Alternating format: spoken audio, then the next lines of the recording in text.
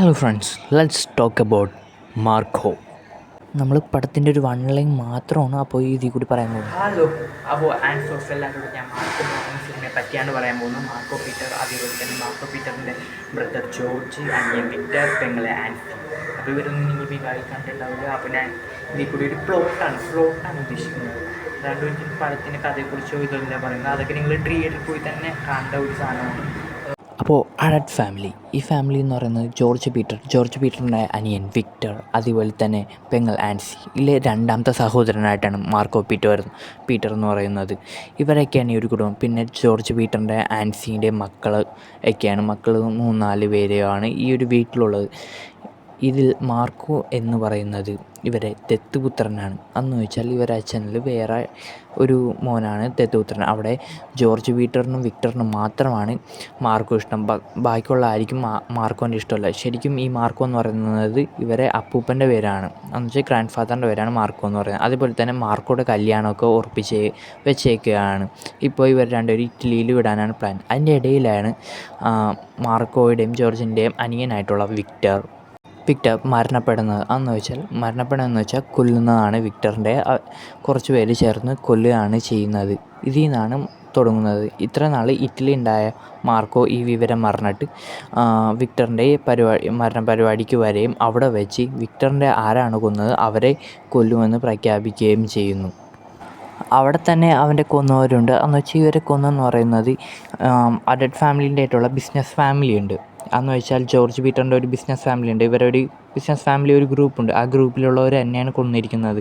അതിൽ മെയിനായിട്ട് ഇതിന് നിന്നിട്ടുള്ളതാണ് ടോണി. ദാറ്റ് മീൻ ജഗദീഷിൻ്റെ ക്യാരക്ടറിൻ്റെ പേരാണ് ടോണി. അതെന്ന് വെച്ചാൽ ഇവരുടെ ഒരു ഗ്യാങ് ഹെഡ്. അതെന്ന് വെച്ചാൽ ജോർജ് പീറ്ററിന് അറിയാണ്ട് തന്നെ കുറേ കാര്യങ്ങൾ നിന്ന്. ഈ ടോണിയുടെ മകനാണ് റസൽ.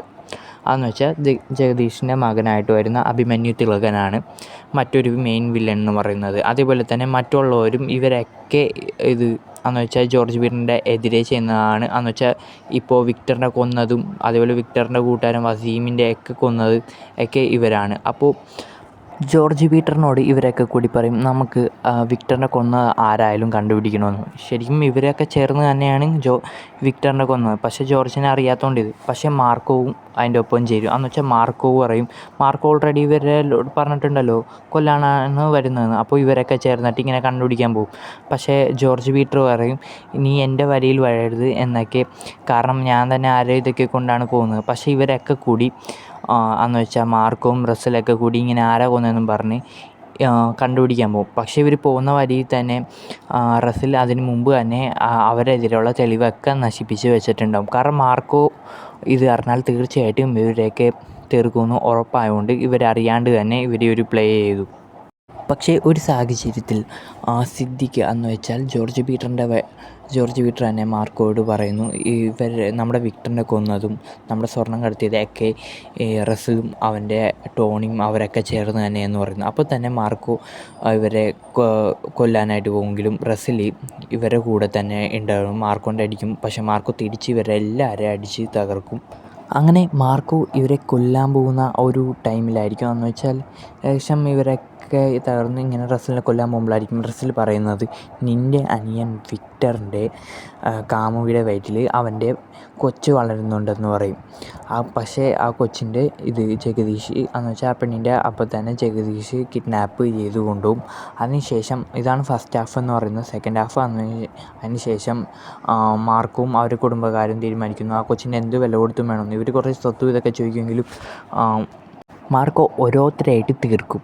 അതെന്ന് വെച്ചാൽ ഫസ്റ്റ് തന്നെ ഈ ഒരു ക്യാരക്ടറിൻ്റെ മാർക്കോ കൊന്നളയും. അതിനുശേഷം ടോണീൻ്റെ ദേശം ഇങ്ങനെ ഇടിച്ചൊക്കെ കയറി വരും. പക്ഷേ അവിടെ ആ ഒരു പെണ്ണ് പക്ഷേ ടോണിയെ കിഡ്നാപ്പ് ചെയ്തിട്ട് റസലിൻ്റെ അടുത്ത് പറയും എന്ന് വെച്ചാൽ ഒരു കൈ ടോണീൻ്റെ വെട്ടും. എന്നിട്ട് റസലിൻ്റെ അടുത്ത് കൊടുത്തിട്ട് നിൻ്റെ അച്ഛൻ്റെ വേണമെങ്കിൽ അവളെ തിരിച്ചെൻ്റെ വണ്ടീനുള്ളിൽ കയറണം, അല്ലെങ്കിൽ കിളവൻ കാരണവരവിടെ കൈ പോയി രക്തം പോയി മരിക്കും. ഇപ്പോൾ പോയാൽ എനിക്ക് രക്ഷിക്കാം. പക്ഷേ അതിനുള്ളിൽ തന്നെ മൈൻ വെച്ചിട്ട് ടോണീൻ്റെ കൊന്നുകളയും. അങ്ങനെ റസൽ അവിടെ പോകുമ്പോൾ തന്നെ ടോണി അവിടെ നിന്ന് മരിക്കും. അങ്ങനെ റസൽ അവിടെ നിന്ന് രക്ഷപ്പെടുമെങ്കിലും റസലിന് എങ്ങനെയെങ്കിലും റിവെഞ്ച് എടുക്കാൻ വേണ്ടി ടോണിയുടെ ദത്തുപുത്രനായിട്ടുള്ള സൈറസ് ഈ പുള്ളിയെ വിളിക്കും. എന്ന് വെച്ചാൽ ഒരു ദത്തുപുത്രൻ അല്ലെങ്കിൽ റസലിൻ്റെ ഒരു സ്റ്റെപ്പ് ബ്രദറായിട്ട് മാർക്കോൻ്റെ പോലെ തന്നെ വരുന്ന ഒരു ക്യാരക്ടറാണ് സൈറസ് എന്ന് പറയുന്നത്. ഈ പുള്ളീൻ്റെ അടുത്ത് പോവും, അങ്ങനെ മരിച്ചെന്ന് പറയും. അങ്ങനെ ഇവരൊക്കെ കൂടി ഒരു ദിവസം രാത്രി ഇവരെ മാർക്കോൻ്റെ അഡൽട്ട് ഫാമിലിയിലോട്ട് പോകും. ഇവിടെ ആണെങ്കിൽ ഓൾറെഡി വിക്ടറിൻ്റെ കൊച്ച് ഇവിടെ വന്നിട്ടുള്ളത് കൊണ്ട് തന്നെ ആ പെണ്ണിൻ്റെ പ്രഗ്നൻസി ഇവിടെ തന്നെ എടുക്കാം, ഡെലിവറി ഇവിടെ തന്നെ വീട്ടിൻ്റെ ഉള്ളിൽ നിന്ന് എടുക്കാം. കാരണം അവർ പുറത്തുനിന്ന് പറഞ്ഞാൽ അവർ തീർച്ചയായിട്ടും കൊല്ലുമെന്ന് മേടിച്ചിട്ട് ഇവിടെ തന്നെ ആയിരിക്കും നടത്തുന്നത്. അപ്പോഴായിരിക്കും സൈറസ് ഇവർ ഒക്കെ കൂടി ഫുൾ ഗ്യാങ്ങും വീട്ടിൻ്റെ ഉള്ളിൽ പോകുന്നത്. അങ്ങനെ വീടിൻ്റെ ഉള്ളിൽ കയറി അവസാനം അവിടെ ഇടിയും ഇതൊക്കെയാവും. അവസാനം ഈ കുടുംബത്തിലുണ്ടായ എല്ലാ പിള്ളേരും ബാക്കിയുള്ള എല്ലാവരും അവിടെ തന്നെ മരിച്ചു പോവും. ആകെ ജോർജ് പീറ്ററും മാർക്കോ പീറ്ററും മാത്രം അവസാനം ജീവനോടെ ഉണ്ടാവുകയുള്ളൂ. പക്ഷേ ആ വിക്ടറിൻ്റെ കൊച്ചിൻ്റെ സൈറസ് വിക്ടറിൻ്റെ കൊച്ചിൻ്റെ സൈറസ് എടുത്തു കൊണ്ടുപോകും. എന്ന് വെച്ചാൽ അതുപോലെ തന്നെ മാർക്കോയുടെ എൻഗേജ്മെൻറ്റ് കണ്ടുള്ള ആ പെണ്ണിൻ്റെ ഉൾപ്പെടെ എല്ലാവരെയും കൊന്നുകളയും. ആകെ ഇനി ഉണ്ടാവുന്നത് ജോർജ് പീറ്ററും മാർക്കോ പീറ്ററും ആ കൊച്ചു മാത്രം. ആ കൊച്ചിൻ്റെ ആണെങ്കിൽ സൈറസ് കൊണ്ടുപോവുകയും ചെയ്ത്. അങ്ങനെ ഇവരൊരു കാര്യം തീരുമാനിക്കുന്നു. മാർക്കോ അവിടെ വേഗം പോയിട്ട് അവിടെയുള്ള ഇവൻ്റെ ടോണി കെമിക്കൽ ഫാക്ടറി പോവും. അവിടെ ചെന്ന് മുട്ടൻ ഫൈറ്റും അടിപൊളി ഇതൊക്കെ ആയിട്ട് ഇങ്ങനെ എല്ലാവരെയും കൊന്നുകളയും. സൈറസിൻ്റെയും അതുപോലെ തന്നെ റസലിൻ്റെ എല്ലാവരെയും കൊന്നുകളയും. അവിടെ നിന്ന് സൈറസ് കൊച്ചിനെ കൊണ്ടുപോയിട്ടുണ്ടാകും. ഫസ്റ്റ് സൈറസ് പറയും ആ കൊച്ചിനെ കൊന്നു. പെട്ടെന്ന് ആ കൊച്ചി കരയണമെന്ന ശബ്ദം കേൾക്കും. നേരെ മാർക്കോ എണീച്ച് അതുപോലെ തന്നെ സൈറസിൻ്റെ റസലിൻ്റെ അവിടെ നിന്ന് തന്നെ കൊള്ളും. അത് കഴിഞ്ഞ് ആ കൊച്ചിൻ്റെയും മാർക്കോ എടുത്തു കൊണ്ടുപോയിട്ട് വേറൊരു സ്ഥലത്ത് ഇവർ ആ കൊച്ചിൻ്റെയും നോക്കി. എന്ന് വെച്ചാൽ മാർക്കോ അവിടെ നിന്ന് മാറിയിരുന്ന് കുറച്ച് വർഷങ്ങൾ കഴിഞ്ഞിട്ടുള്ളതാണ് പിന്നെ കാണിക്കുന്നത്. ആ കൊച്ചിനെ നോക്കി നിൽക്കുന്നതാണ് കാണിക്കുന്നത്. പെട്ടെന്ന് ആ കൊച്ച് മിസ്സാവുന്നു, ഒരു കൈ കാണിക്കുന്നു. ഇത്രയാണ് മാർക്കോ സിനിമയിൽ കാണിക്കുന്നത്. അപ്പോൾ ഇത്രയാണ് ഞാൻ ജസ്റ്റ് ഉദ്ദേശിച്ചത്. അപ്പോൾ ഇതാണ്